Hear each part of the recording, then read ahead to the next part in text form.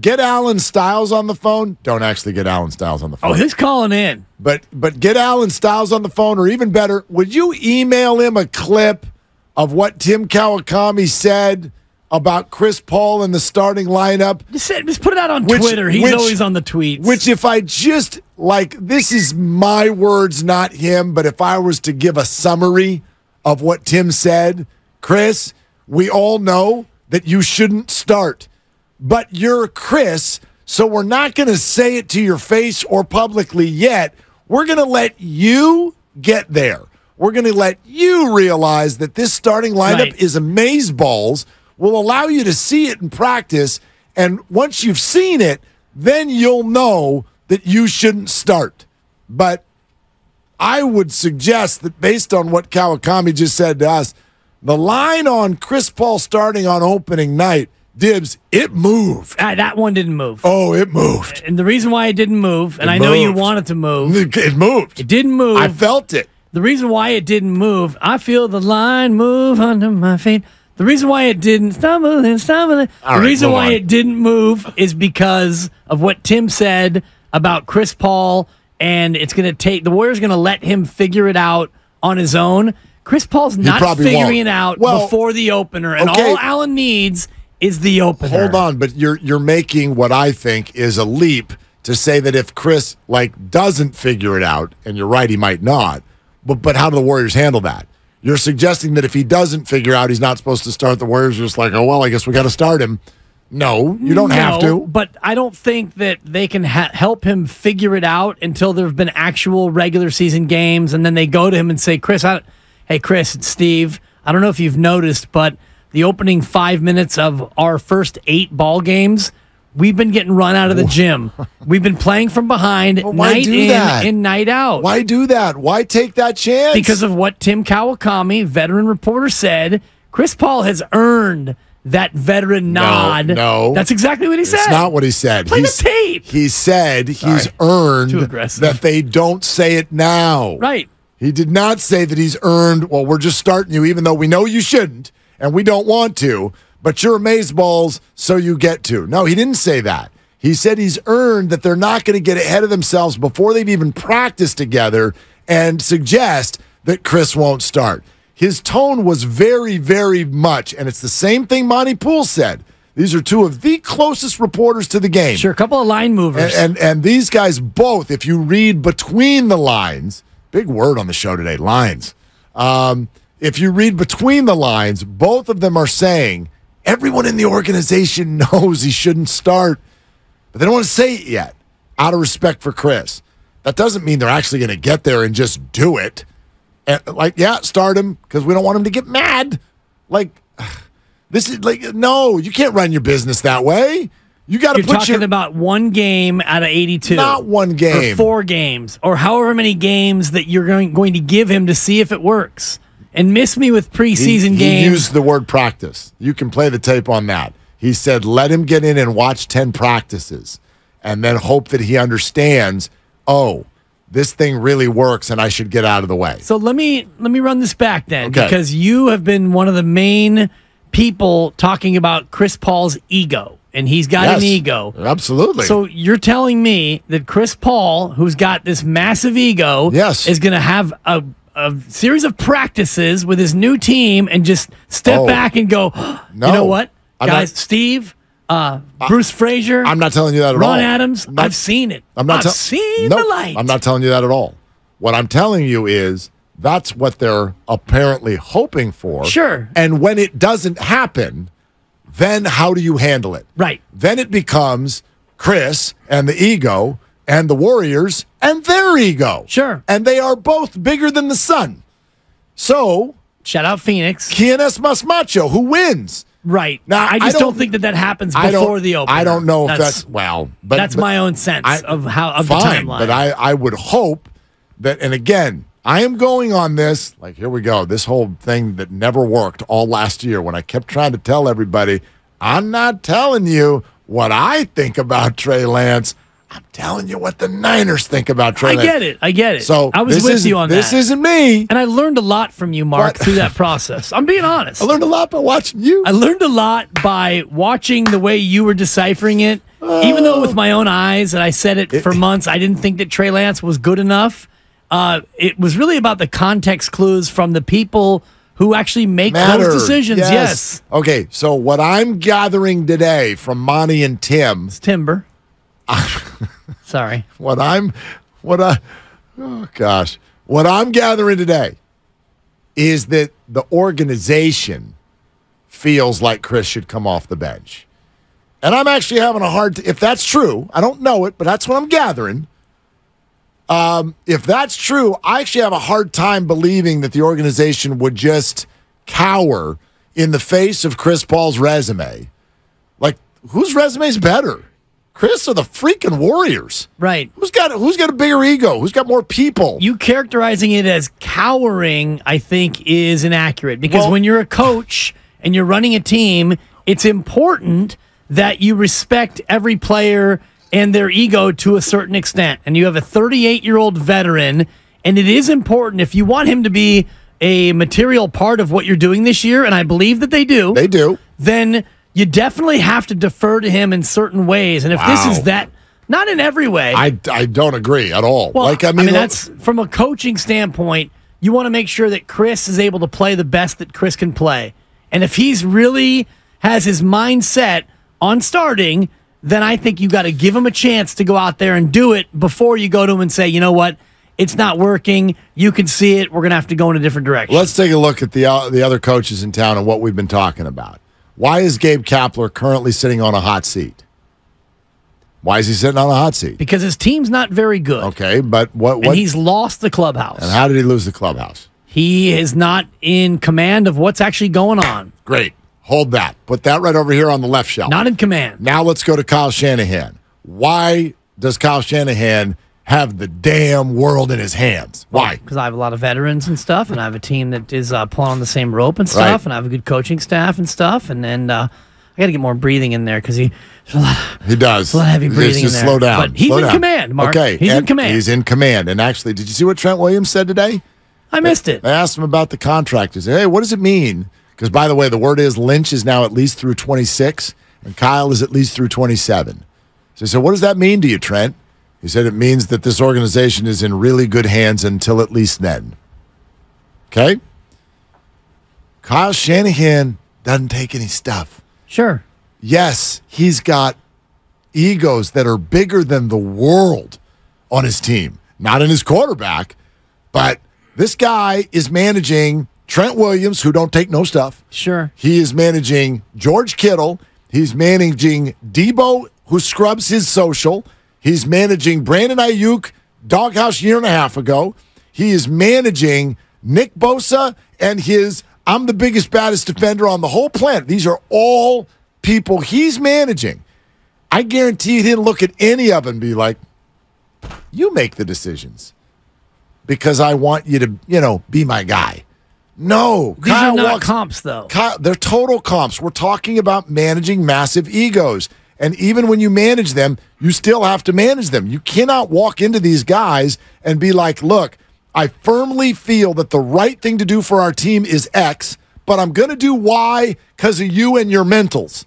I just don't think you can manage that way. The Giants don't have anybody who is even a comp for Kevon Looney in terms of ego. That's fair. So I put the Giants aside because whatever Gabe Kapler is doing, he's not dealing with Draymond, Steph, and Chris Paul in terms of ego. But I brought that up because the knock on him right now is that he didn't get involved enough. Correct. Well, that's passive. And I think you're asking Steve Kerr to be passive. No. Yeah. I'm asking Steve Kerr to be proactive. And if I'm coaching Chris Paul and I have a player who has never come off the bench in his career, and sensibly it seems like he values that stat.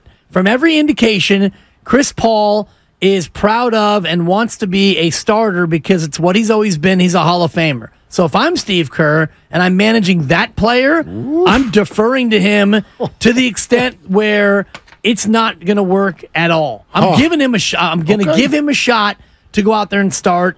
And you know what? It might work.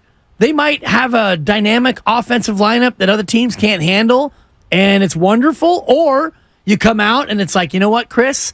Our first 4 or 5 stints with you as a starter, it hasn't worked. Now we're going to have to do something about it. I mean, if anybody knows that the first 10 games going awry can mess the whole thing up, it should be the Golden State Warriors. It happened last year. It's how you ended up on the road in the playoffs. Like, I mean, it's wild to me, the idea that you would hand the keys to those not in charge just sort of to, like, work through their own ego. Here's what's important to me on this, because for those of you who miss Kawakami, here's what's important to me on this. It's not important to me what Chris's ego is. It's not even all that important to me who starts, sort of from your standpoint. It's like, look, if you want to start him for 5 games, check it out. I'm not going to lose any sleep over this. What's important to me is that the Golden State Warriors, who I respect, and Steve Kerr and brains in the room, Steph Clay Dre, if they all feel that X is the right thing to do, good God, you have to do that. Agreed. And Tim is suggesting to us they have a clear opinion on what the right thing to do is. They just don't want to tell Chris yet. Chris Paul needs to see it. He deserves the respect of seeing it before anything is imposed upon him. And then they hope not to impose it on him. They hope that he comes to that conclusion along with the rest of them. And that involves Steph Curry, Draymond Green, all of them. I think what the Warriors are hoping and believing, and this is really the Warriors' way, is it's all kind of agreed to. You see it on the court. Look, you could have more energy running that second unit. Maybe you close some games with Steph and Clay.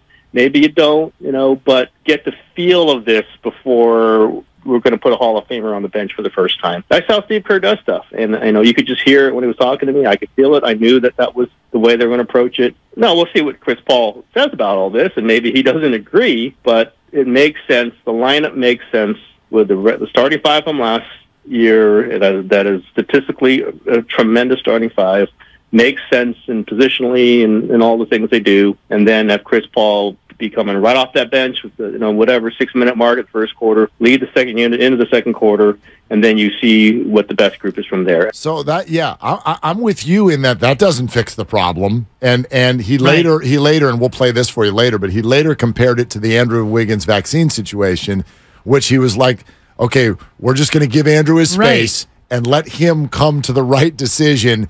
And then he did. Comparing Wiggins and Chris Paul is apples and oranges. But I do think it's appropriate to look at that because Andrew Wiggins reportedly is still unhappy with the fact that he got the vaccine. He actually has mentioned that he regrets getting the vaccine. He said that publicly? Yes, I believe he did. Yes, I'll find the quote. Okay. Yeah. And it was I either don't remember a quote. that. He's not quoted very often, but it might have been a sourced report that he regrets getting the vaccine. What I remember, and maybe this is the same thing you're talking about, maybe not. What I remember is those on the inside suggested that when Andrew left last year, and nobody knew why, I mean, the Warriors did.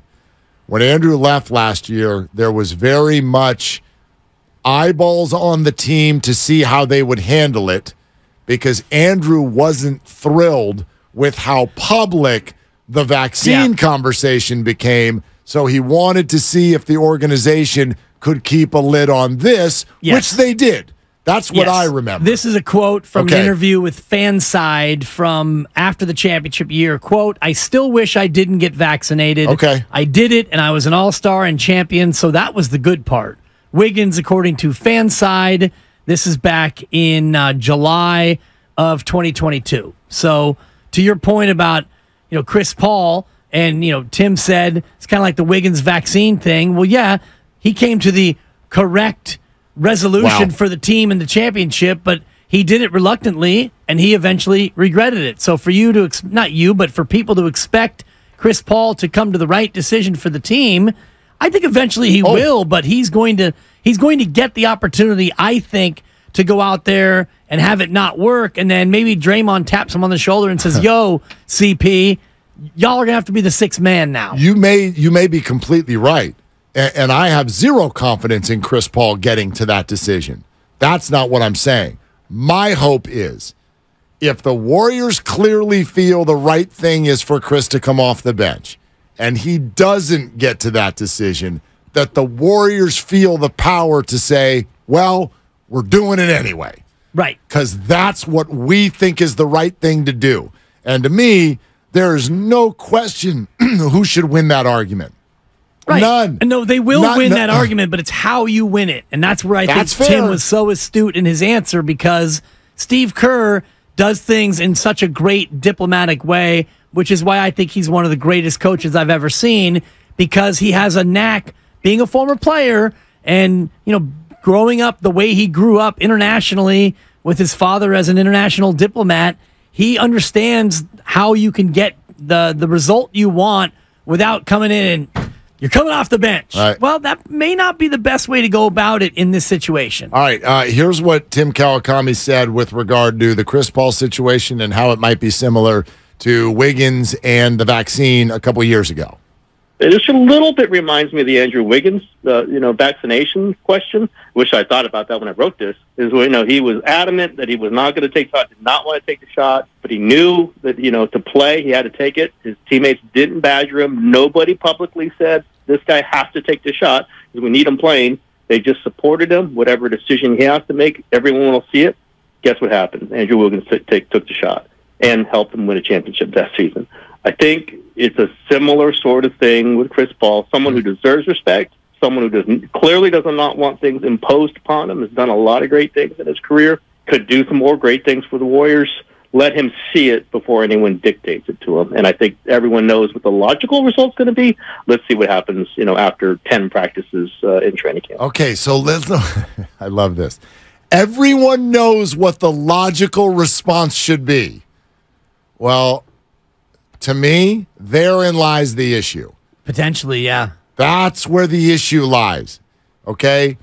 It may sound like we're sitting here having a half-hour conversation about who plays the first 4 minutes in a few weeks, and it's like, who cares? And there's a piece of that where you're right. Yes. But there's a bigger piece where you're wrong, because it's Agreed. not about who starts.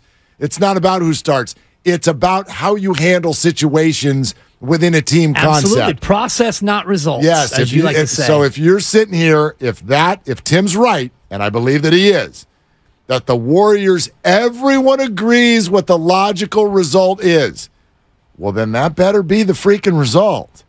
I don't care how you get there.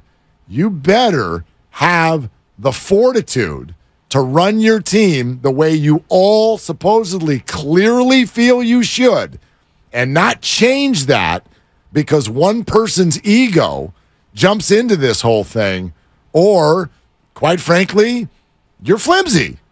Right. That's a flimsy way to handle it, in my opinion. And the Warriors' culture has always been strength in numbers and team first. And think about Draymond Green last year.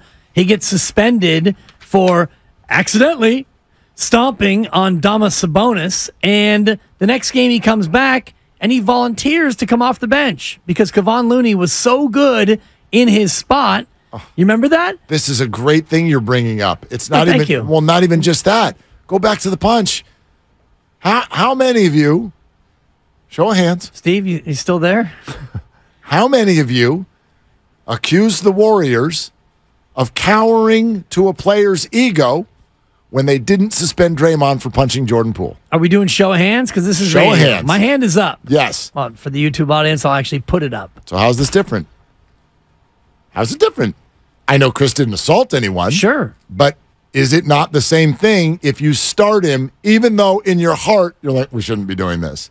But we'll do it because it's Chris and we don't want to, we don't want to upset him. It's a bit of a leap because you don't. Why? It's the because same. You're not talking about starting the water boy. This guy's a Hall of Famer. But and you're don't breaking know. up the best lineup in the game. You realize they only played 27 times together. You realize, this best lineup in the game. that data best starting lineup in the game. You realize data's data, and 27 is very far from zero. Sure. Like, that's plenty in order to make a judgment. But I don't think that we should overstate. I think More they than played twice about as many games as Brock Purdy has I think played. they played a total of about 300 minutes together. Great. That 5. And it was as effective as hell. Right. But it's not like you're talking about the Braves starting 9. I don't know, man. It's Steph, Clay, Dre, Andrew Wiggins. I mean, this is a superstar. And Chris Paul. Studded lineup, and it worked.